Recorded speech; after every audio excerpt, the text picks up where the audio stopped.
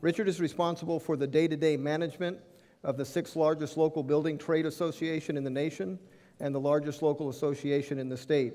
He works with the BIA and other groups to craft and implement strategies that will grow the size and strength of the association. Richard, welcome. Well, thank you, Bruce, and good evening, ladies and gentlemen. First of all, I have to start by apologizing that I don't have a PowerPoint tonight, but I was going to say, but I'm from the building industry, and you already heard that we're a little short on cash. So we've had to cut out PowerPoints, but, you know, heck, some of us even remember the good times when we could even afford handouts.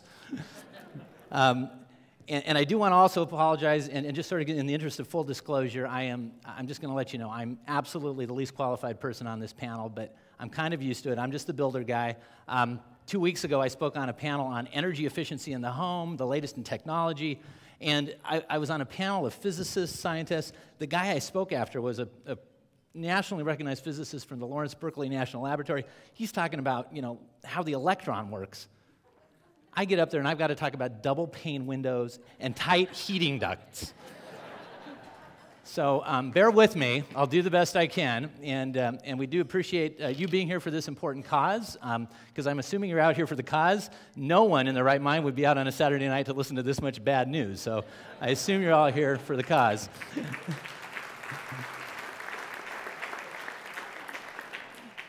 Well, as was already mentioned, you know, there's a lot going on, big cycle shifts, and all of you know that, you know, real estate's a speculative investment, right? You hear that all the time. And in the housing industry, we don't talk speculative investment, we talk cycles. You know, it goes up, it goes down.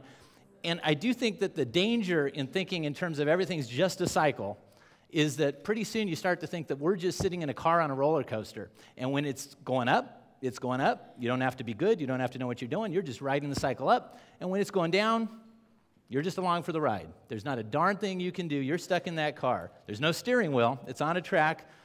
Outcome's predetermined. Let's just ride it out. And let's hope it's not a really big dip, because I hate the big dips. I like the really good upswings, not the big dips.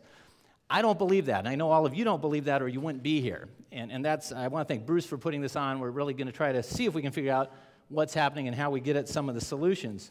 Well, you know, what's happening in home building, you've already heard some of that. Bruce mentioned it just this week. The Construction Industry Research Board, a group called CURB, they came out with numbers, and it said that total new home production in California continued to decline across the board in July. Declines single-family, multifamily, both. It declined month to month, year to year.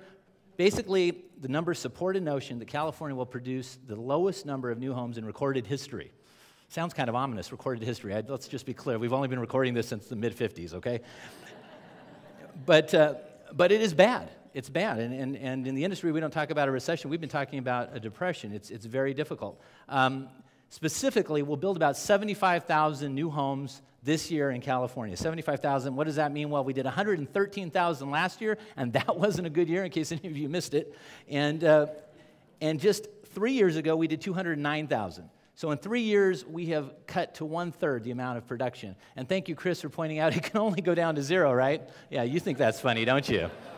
Yeah. Things are pretty good for economists right now, aren't they, Chris? Yeah, you're doing this a lot on Saturday nights, aren't you? All right, try home building, pal. And also, just looking ahead, 2009 is not looking much better. CURB is looking at, again, 75,000 units statewide, and unfortunately, many in the industry feel that that's very much too optimistic of a forecast.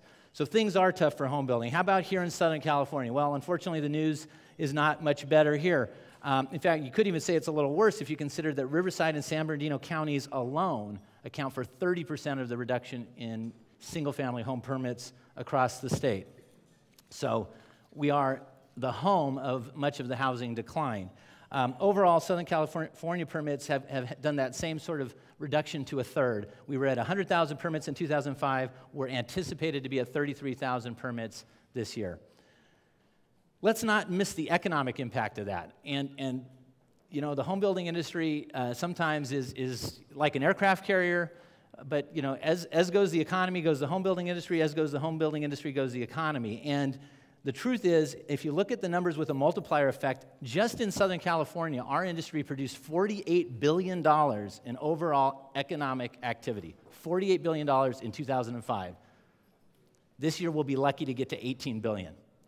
That's $30 billion out of the region's economy, and we wonder why we're on the brink of recession. You shut down an engine as big as home building, you take $30 billion out of the 6-county LA regional economy, that's huge.